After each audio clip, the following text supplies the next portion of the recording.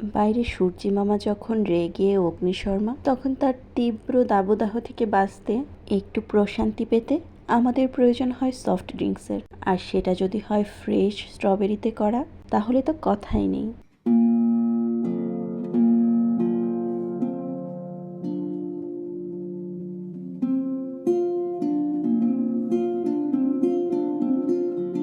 প্রথমেই আমি স্ট্রবেরিগুলোকে খুব ভালো করে ধুয়ে নিচ্ছি।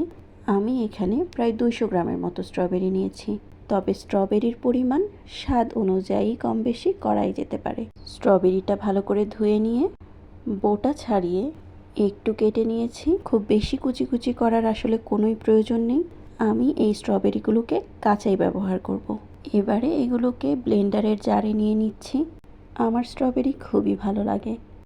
আপনাদের কেমন লাগে জানাতে ভুলবেন না যেন। এবারে নিয়ে নিচ্ছি 1 চা চামচ গুঁড়ো দুধ, 2 চা চামচ চিনি, তবে চিনির পরিমাণ কম বেশি হতে পারে।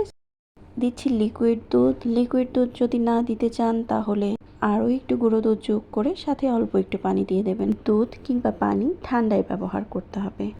আসলে ঠান্ডার পরিমাণটা হবে আপনার পছন্দ অনুযায়ী, চাইলে বরফ কুচিও দেওয়া যায়। এবারে সব কিছু ব্লেন্ড করে নিলেই তৈরি। আমি একটু ভ্যানিলা আইসক্রিম দিয়ে পরিবেশন করছি। এটি আসলে অপশনাল, তবে দিলে বেশিই ভালো লাগে। একই উপকরণে আমি এখানে 2টি ড্রিঙ্কস তৈরি করেছি। এখন যেটি দেখতে পাচ্ছেন এটিতে দুধের পরিমাণ বেশি, স্ট্রবেরির পরিমাণ কম। আর এটিতে স্ট্রবেরির পরিমাণ বেশি, দুধের পরিমাণ তুলনামূলক একটু কম।